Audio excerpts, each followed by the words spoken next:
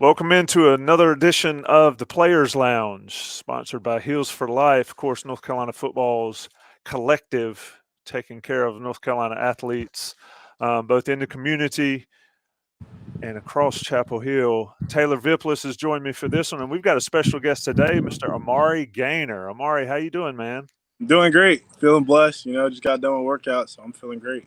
I'll tell you what, man, you look good. For people who are listening to this, I would tune into the YouTube because I got to tell you, you look good. Appreciate it, my guy. Keenan Stadium behind you looks good.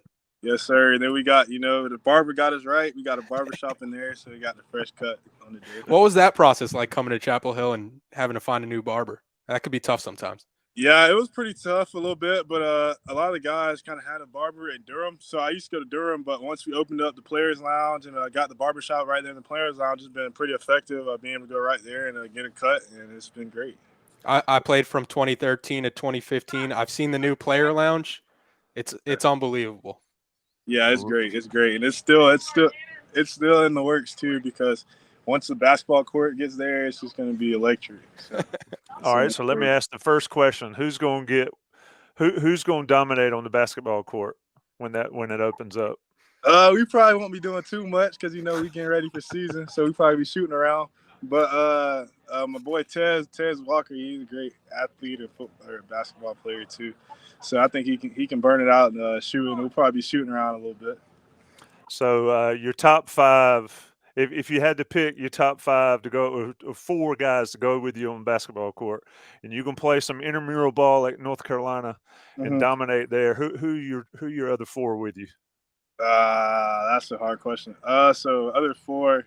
So you got me as a big man. I'm just getting rebounds. I'm not doing too much shooting. But I'll have Tez. I'll have Tez out there. I heard Drake can shoot a little bit, so probably Drake out there shooting. Maybe Big Trav out there to box somebody out. I heard Corey Gainer's. I heard Corey Gainer's out there some, and he can play. And Diego Pounds thinks he can play. Everybody think they can play. So, I was just gonna say that from my time in the locker room, there isn't a person in that locker room that doesn't think that they could play for Hubert Davis right now. Yeah, exactly. I'm a baseball guy, so I'm not really big on the basketball court. I'll shoot around, but That's funny. Look, let's get into it. And of course, Heels4Life takes care of you guys, and appreciate them setting these up. Taylor and I, we've done Drake May, Caleb Hood, Kamen Rucker, and so you're the fourth one. So I kind of want to start out the same way, and we were kind of talking before we got started. Tallahassee, born and raised, Childs High there. A lot of guys. Caleb Hood was a legacy North Carolina guy. He was always going to go to North Carolina. Drake May the same way. Was it always Florida State for you when you were growing up, getting ready? With your parents playing there, you've got siblings that play sports as well. But was Florida State it when it came down to it? Yeah, kind of just going through the process, with my dad playing there, my mom going to school there, just having bloodlines with Florida State. It was, if I was going to school in Florida, it was no other option. So, it was craziness, and the recruiting in 2018, it was craziness with coaches kind of flip-flopping everywhere. But the best advice I got was to go to a school that, that you're comfortable with, and regardless of the coaches, that you can see yourself playing or going there if you were playing football or not. So that was kind of deciding factor in going there and also coming here. Because, it's a great university, great campus. So I can see myself coming here even if I wasn't playing football. So that was kind of one of my deciding factors in going there, and also deciding to come here out of the portal. You mentioned the advice. How much did it help to have a dad growing up that had been to where you were trying to get to? It helps a lot, just growing up, he pushing me to be the best I can be, and just pushing me to be better. He was getting up at the car dealership, and he would tell me, you want to work, so you don't have to be on anybody's time. You can, get up when you want to get up. So it was great for me to have that experience and have my father figure, and also my mom, pushing me. I think my mom was honestly harder on me than my dad, because she was brutal. She was taking us to travel ball games, taking us to football games, and she does not like wasting money, or wasting time. So if you're gonna be out there, you're gonna be performing at the highest ability. So I mean, it was great to have great parents like that, able to push me, and also great siblings to allow me to get them better, and also for them to get me better. I was going 2-against-1 against my little brother. He plays baseball at North Florida Christian and football over there, and my sister plays softball at FAMU. So being able to play against them and grow up against them, and having great competitors around me, it's just been a great atmosphere growing up, and also now. When you talk about baseball, and you said you were a baseball guy, Mm-hmm. how'd you decide? When did you decide why football? Because baseball, I'll freely admit, been covering North Carolina baseball for a while. I love baseball. I've got baseball, football, and then basketball as my rankings. Why'd you decide on the football aspect of it? Yeah, it was honestly it was a hard decision for me because a few schools had me playing both, and then a few schools didn't. So kind of once I kind of committed to the cause and kind of saw where my calling was, which was football, I kind of knew I had to go head in and take full advantage of it. And even when I was at Florida State, Coach Taggart left. Coach Mike Martin Jr. wanted me to come out there, so I started training to play baseball again. And Coach Norvell was like, kind of play football this year and stick with me and learn the playbook, and then next year I'll be able to throw to you. But since I had a bunch of position changes going from outside to inside, I didn't really get into that. But I was ready to go. I was ready to go. What was the scouting report on Amari, the baseball player?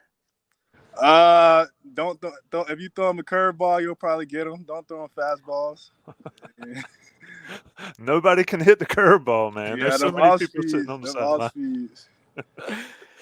Not much different than everybody else there. Listen, when you got to Florida State, of course, accomplished athlete, like you mentioned, played both sports, but you get to Florida State, and Florida State was in a little bit of a transition there. For years and years, Florida State was at the top of the heap, and then you get there. What was sort of, wow, I'm in college. What's my welcome? What was your welcome to college moment, both off the field and on the field down there? Welcome to college moment. Wow. I say welcome to college moment was probably just when I got there, got moved in, settled up there, and I was like, wow, I'm really here. It's really happening, and I was ready to get to work. So I mean, it was a pretty quick transition for me, and being right there by home, it helped a lot for me in my transition. So I mean, I didn't really have kind of a huge welcome to college moment because a lot of the guys were pretty welcoming. The guys that hosted me was Cam Akers and Stanford Samuels and Cyrus Fagan that ended up transferring to NC State. But those guys helped me throughout the process, and I mean it was a great transition. But I mean, yeah, because I mean on the field, I remember I had that mentality, just like treat every practice like you're playing in a high school game, and I mean it's helped me ever since then because I mean it's just. You want to have that same mindset going in. And then when I start playing, it was just, all right, I've done this before. If I can practice against these guys to a high level, I know I can compete, against anybody in the country. And I feel like that's kind of how it is. Just having that high effort when you're practicing, high effort when you're playing, it translates. So. When was the earliest moment that you remember thinking that you could play on this level? Honestly, I've always knew that I can, just because of the mentality I had and the work I put in. I remember I'd go to football practice in high school, and I'd come home and my dad would see me pushing a sled or something like that. So I just knew that it was always about the work. It's never about who you're going against, all the external factors, but it's just about can you outwork everybody in the country, and you're not the only one working. And I always have that mentality that somebody is out here trying to outwork me. So just to be my best in every situation. And then for the fans of college football, they see what happens on Saturdays. They don't really see what goes in behind the scenes and how college football does have these kind of highs and lows. What helps you in the difficult and challenging times to kind of remain focused on what you're there to do? Definitely my faith. Before I wake up, I thank God I'm here in this position to be able to impact and be able to bless others around me. I feel like it's helped me a lot to be able to push others, even if you're having a hard workout and you encourage somebody else to, finish, encourage somebody else to do better. You start getting a little bit of energy. You start picking up a little bit of steam. So I feel like having that faith in God gives me that peace to know that with whatever happens, that I've gave it all my got, and that I've worked for it. So I mean, whatever outcome that happens, like I've worked for it, and that's the product I put on the field. So I mean, that's kind of where I've gone with it, and throughout the years, that's kind of how I've been at peace with how to remain next play mentality. You mentioned you played outside, inside. You kind of positionless at Florida State. Couldn't really Mm-hmm. figure out the perfect spot, and we'll talk more about it. One of the main reasons you came to North Carolina, but that faith and that belief that everything will be all right. How did that help you during those times where you were productive on the football field, but you never really got settled at one particular spot? Mm-hmm. It's just like I said, like that faith. I knew God had a plan for me. I knew to trust the process, and I knew whatever to do to not stop working. Because I mean, you'll see a lot of guys, they kind of don't see something going their way. They'll start moping, start working less.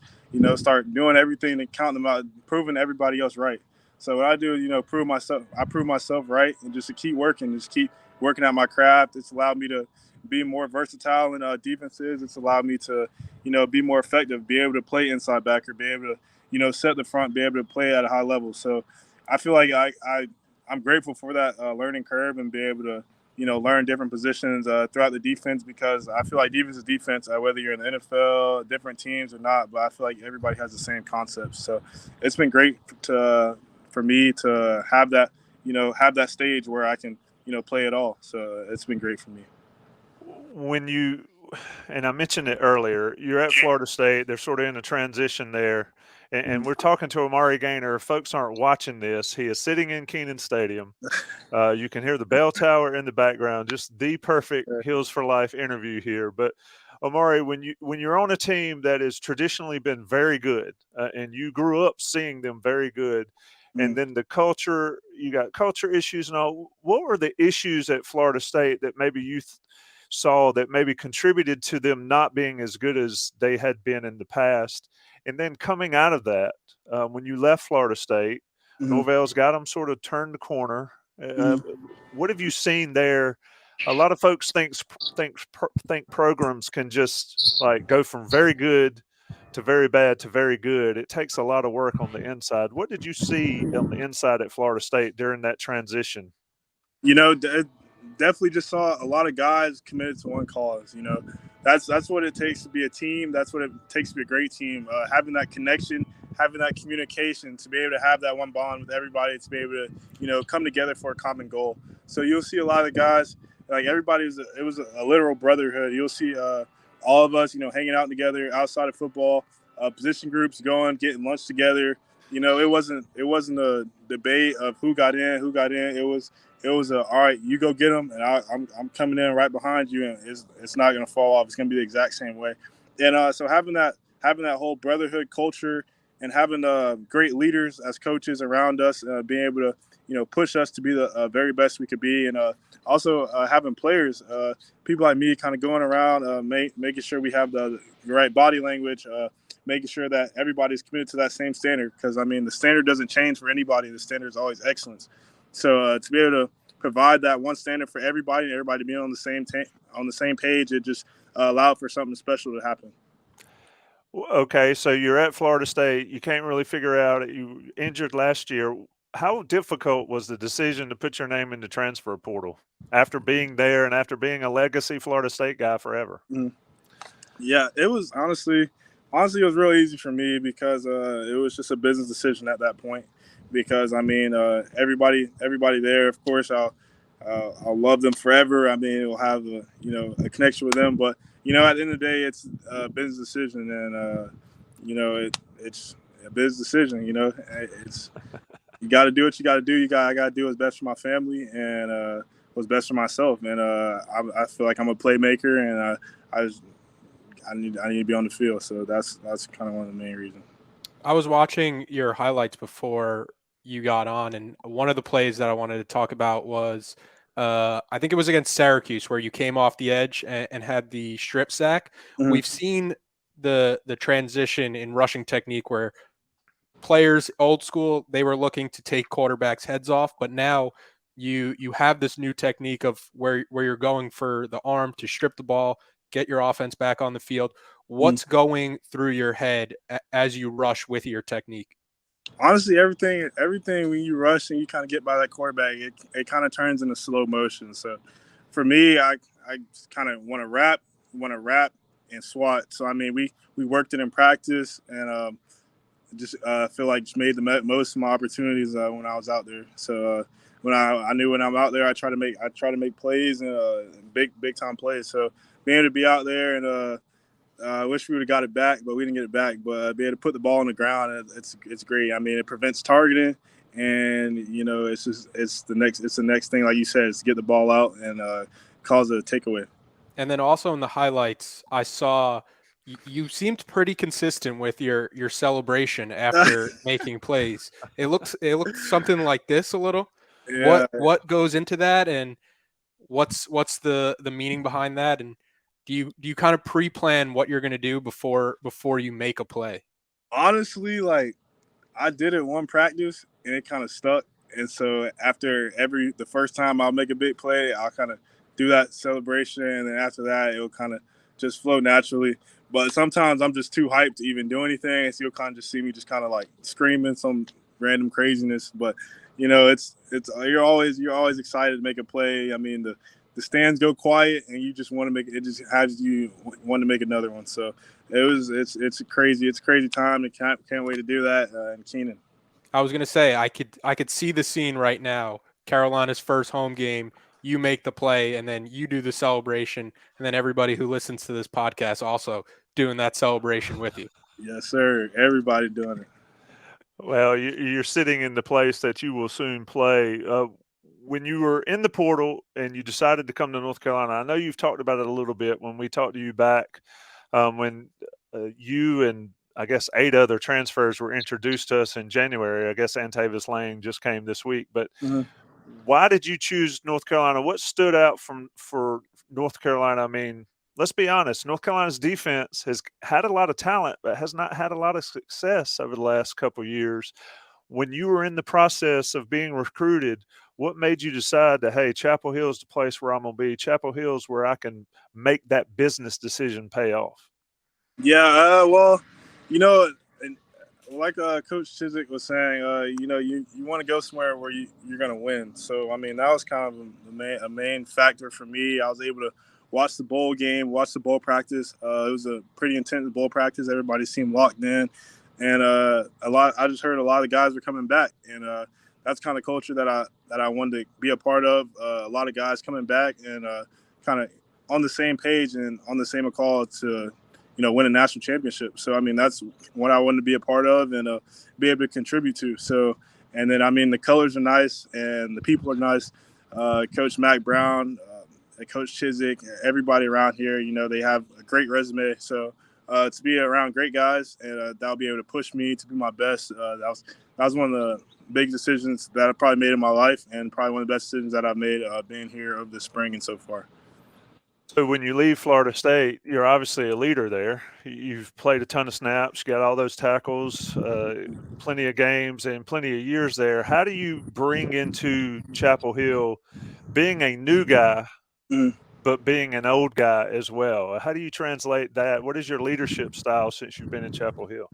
Yeah, so I mean, my leadership style it's been pretty much the same. I start by leading by example. So, I mean, if guys see you working, guys see you running on and off the field, guys see you holding yourself to a certain standard, they'll start holding themselves to a standard, and then I can start speaking out and holding a team to the same standard. So for me, it was making sure that I show the guys that I'm here to work and that I'm not here looking for a handout, and that I'm here to work and I'm here. So it was, I mean, that was the main thing. I didn't come here demanding stuff. Kind of was like, I wasn't like, this is what we did here, so we're doing. No, I wasn't like that.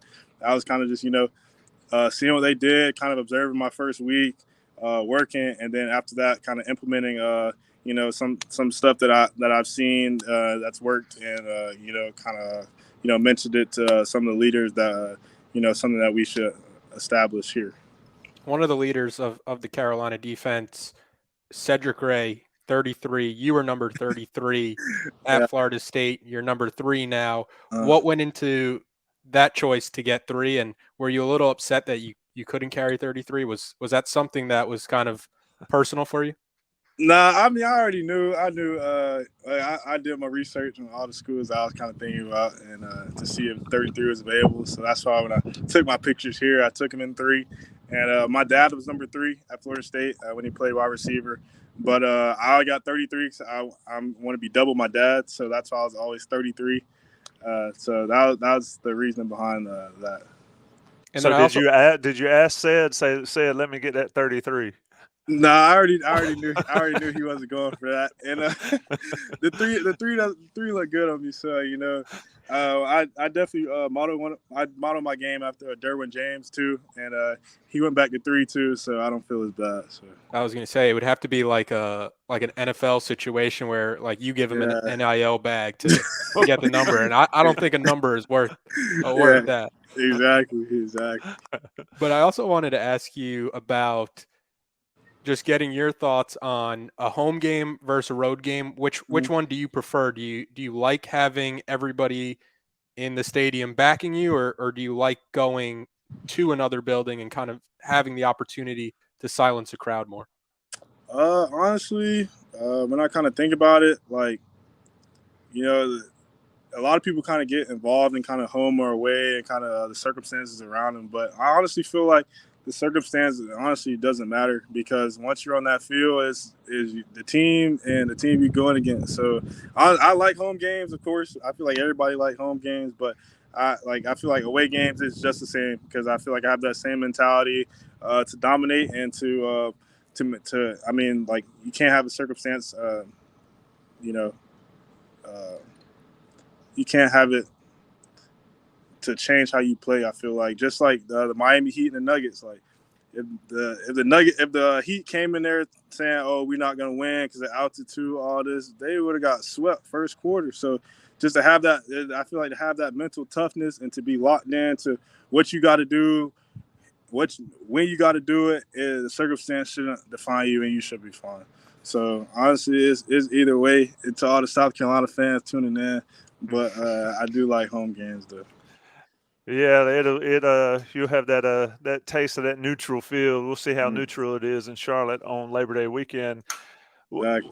Amari, when you start looking around and you look at North Carolina, Florida State's been pretty good against North Carolina lately. Mac Brown cannot seem to beat his former team. What was the perception you had? And be as honest as you want to. That's what we're about. We're about honesty here. Be as honest. The perception you had of North Carolina, specifically North Carolina football, before you got here, when you were a member of Florida State, what were the thoughts there ahead of when you decided to come to Chapel Hill? Like as a school, or like as a school, as a team, whatever you thought about them. Definitely. I knew it was a smart, prestigious school, and I mean, I'll say this about any school that I play. I just knew that I was going to dominate any game that I play in. So it honestly doesn't matter. Like I said, it doesn't matter who was in front of me. That I knew it kind of that I was going to dominate. So honestly, like I didn't really have a bad perception on North Carolina. I just knew it was a smart, prestigious school, and I honestly, like, when I got here, I see it's a bunch of normal guys and guys that are ready to work. So it was great. But I definitely thought it was going to be kind of like a lot of like really smart guys, and guys that had like everybody wearing glasses. You know what I mean? Like, come on, man. The glasses, you got to be able to see. I wear contacts. Ain't nothing wrong with glasses. Ain't nothing wrong with glasses. I'm just messing with you, man. When you get old, you got to wear glasses on top of contacts. Your first impression. Your first impression of Mac Brown. Tell us. Everybody thinks Mac Brown is such this nice fella, and he's older and he's calm. What was your first impression of Coach Brown when you got to Chapel Hill? Yeah, Coach Mac Brown, he's a family guy. I feel like he made everybody feel like family. Everybody feel welcome. He's a great guy. He wants to make sure his players are happy. he wants to make sure everybody in the facility is happy, and he also wants to make sure everybody's holding the standard and doing the best that they can. So I mean, he's a great coach and a great mentor to look up to, and definitely one of the reasons why I came here. I mean, his approach to help me get better and help me to remain vigilant and the process and what I've been doing, and he respects the people that he's around, and he knows what it takes to win, and so I mean that's just the people I want to be around, and he's a great legacy. And I honestly didn't even know he went to Florida State and wore number 33 until he told me, and I was like, whoa, I did not know that. But yeah, that was just kind of an added benefit, both being alumni. Yeah, that was the question we were about to go to. Is like, did you know Mac played there and carried your number? So yeah, it is a small world for sure. So looking at North Carolina, and I want to turn it, and we're gonna have some fun questions here before we let you get out of here. But a lot of people expect North Carolina's defense to be better, but a lot of people want to see it be better before they start believing it. Just sort of speak to what you've seen so far since you've been here. You got here in January, so you've been 5-6 months. What have you seen pulling on your Florida State experience, right? Which you had some pretty good teams down there or in your later in your career, but what is this North Carolina defense going to look like this year that may surprise some folks? Yeah, I feel like a lot of guys are hungry. Everybody on the team's hungry, offense and defense. So I mean, I see a lot of guys is ready to get to work and ready to like you said, prove people wrong, prove us right. So I mean, I've seen the pass rushers has been looking great. Communication's been good since I've been here. A lot of guys they're already they're already in tune to the system. They know the system. They know it's a lot of guys second, third year in the system. So you see a lot of guys ready to go, ready to get to work and more advanced than we were last year. Coach Chiswick always says, this group looks a lot better than we were last year. I think we're ready. We're ready. We just got to keep going. We just got to keep fighting, keep crawling, keep getting that inch. So I mean, I've definitely seen a lot of guys, grow exponentially, including myself. Weight wise, speed wise. The strength coaches are great here, so they're getting us all ready and geared up. And we've been meeting a lot and getting tuned up. So I mean, I'm expecting a hard nosed defense, and I'm not really sure what happened last year, but it's looking good. And I mean, anytime you can make plays against our offense, because we have a great offense here, then I feel like it will carry over to the games. So I'm very confident in our group. Yeah, the fans know, I think, that they have somebody like Drake May. So if the defense can kind of raise up to that level, you can be a team that is competing for an ACC championship. And speaking of the ACC championship, the conference got rid of the two divisions this year where they're just taking the two best teams. Is there a part of you that is hoping that you guys get to the game and the team across from you is Florida State? It don't matter. It doesn't matter. As long as you guys are there. Yeah. Like Coach Mack say, we just got to win all our games. That's it. That's all we focused on. Just winning all of our games and being in that position to be there and being able in that position to hoist the trophy. I feel like that's just a step to get to the next level. So that's not the end goal of the ACC championship. That that's a step to get to the next prize. And then you played Carolina 2 of the past 3 years. Twice. What was the game plan going against the offense, and was there anything that you saw that you've been able to kind of help the offense with? I feel like I cannot remember that, but I cannot remember that. But I do remember. They're not tipping anything, or they're not giving anything away. Nah. I remember Josh catching a nice little post. That's the only thing I remember from that game. And Sam kept taking off running. That's what I kept remembering.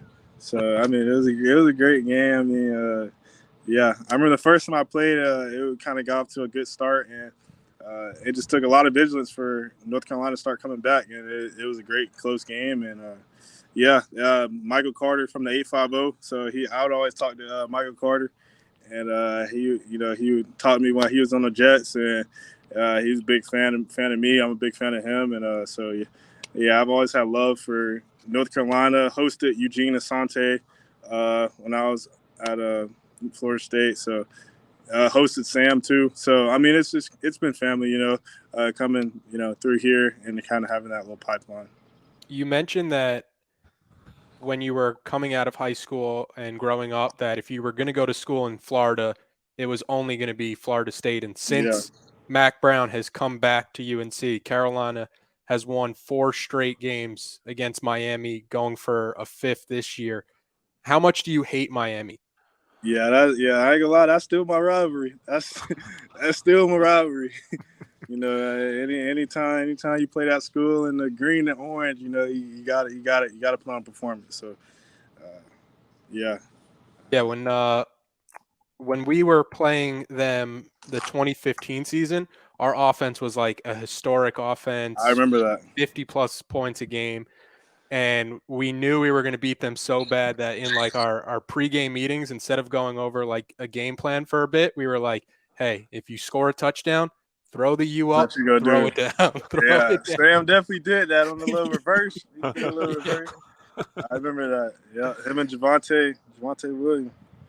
Yeah, Jeez. yeah, that was a wrecking down there a couple of years ago. I guess in 20 down in Miami with Sam and Javante and Michael Carter. Amari, before we let you get out of here, and we've been talking to Amari Gainer. Many thanks to everybody at Heels4Life. What do you guys do for fun? I mean, I know football players work all the time, and you do, but when it's time to not to disconnect from football, what's Mm. Amari Gainer doing? Being an old, experienced college guy, what's he doing in Chapel Hill? In Chapel Hill, I'll get on the game some because I try to find some hobbies. At first, I honestly would not have an answer for you other than watch film and work out. But I recently started to have a few hobbies. Playing the game a little bit with the guys, teammates, and then I'm big into NFTs and Web3 and stuff like that. So I'll kind of do my research on what's coming out next in the next NFT collection, and I like doing stuff like that. I'm gonna need your help with NFTs.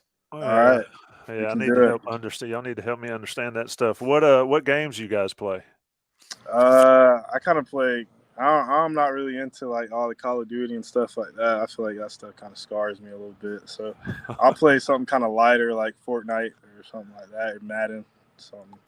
Interesting. Yeah, that Call of Duty stuff. Once all them little teenagers get on there and they start talking smack, it's like I can't take it Yeah. anymore. I'll like walk outside and I'll be like dodging stuff. It's gonna be like more. This is not a game, kid. Yeah, especially on the little virtual reality, little Web3 Oh, no. thing. It's definitely more intense too. I wanted to ask if you could travel anywhere in the world, where would you go and why? I would say probably Dubai because I've heard that they're really they're above the bar in innovation and entrepreneurship. So I would definitely move to Dubai. Stuff's cheaper, and it's better to for entrepreneurs to be able to go out and sell. It's great scenery around it, so probably Dubai. So obviously, football is what you do, what you're concentrated on. But if football wasn't a thing, or down the road when football's not a thing, what's Amari Gainer going to be doing? I'll be a entrepreneur. I'll probably have a few businesses by that time. I have a nutrition company with my buddies. It's called Top Shelf Nutrition, and real estate, virtual real estate, and also physical real estate. Interesting. I was gonna So say, Tommy, freshen up your resume. Huh? Amari's got some good years left playing football. So by the time he's done and ready to hang it up, you freshen up that resume, and maybe he'll hire you. really, y'all talking about stuff I don't even know what you're talking about, like virtual real estate. What? You got some time to learn. He's got a long career ahead of him. Well, Amari, it's always fun to talk to you guys. Especially fun to talk to you, being a different path to where you are at North Carolina, and certainly we appreciate you taking time. Beautiful backdrop. You got to get you got other guys. We got some more of y'all to talk to. You need to get them to get Kenan Stadium in the background. Yes, sir. But anything. Let's close out the season. What does Amari Gainer think that this North Carolina season looks like this year? And you can't say win every game or whatever. Give us some detailed breakdown on what fans can expect, not just from the defense, but from the offense of North Carolina football in 2023, starting with that South Carolina game. Yeah, I mean, like you said, I mean that's that's the goal, to win every game. So I mean, of course, everybody's gonna say that, and of course, that's what I believe. I'm not just saying that, but I feel like people are gonna come out, with their head on fire. I mean, that's the only way to come out with a vengeance. Because I mean, we all remember. I watched last time we played North or South Carolina, and we still got that bad taste in our mouth. So coming out and playing like our hair on fire every game, not even just the first one. The first was the most important because it's the first one, but every game playing like it's your last game. And I mean, with it being my last season, a lot of guys last season coming out season. I mean, you want to get drafted, you want to do this, you want to have accolades. Team success comes. I mean, player success comes with team success. So I mean, the better we are, the better we all look. So. That's the goal, to win all of our games, to win the conference, to win, to make it to the playoffs. I've never been to the playoffs, and I want to see what that's like. So, yeah, that's the goal. That's the goal. That is Amari Gainer. That's Taylor Viplis. Many thanks to Heels for Life, of course, North Carolina's football collective. If you want to check it out, go to heels4life.org. Many levels of membership you can join there. It benefits guys like Amari. It benefits guys on the North Carolina football team. Take care of them. Amari, we always appreciate it, man. Looking forward to seeing you play and looking forward to talking down the road. Yes, sir. Appreciate y'all. Go Heels.